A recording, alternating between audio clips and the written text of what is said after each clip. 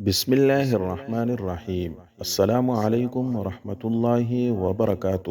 پیارے دوستو، آج آپ کو میں جو دعا اور کلمہ بتانے جا رہا ہوں یہ بہت عظیم الشان اور بابرکت کلمہ ہے، لہٰذا ہم سب کو چاہیے کہ اسے یاد کرے اور اس کو ہر وقت پڑھتا رہے۔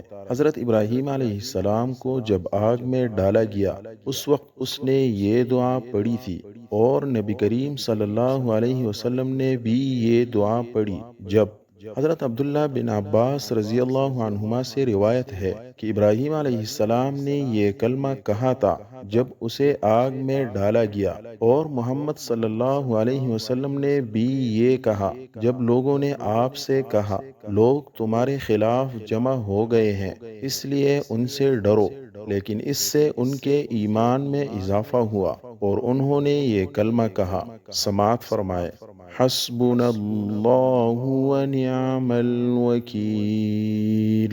دوبارہ سماعت فرمائے، حسبنا اللہ ونعم الوکیل۔ اللہ ہمارے لیے کافی ہے اور وہ بہترین کارساز ہے۔ اللہ ہم سب کو یاد کرنے اور پڑھنے کی توفیق عطا فرمائے، آمین۔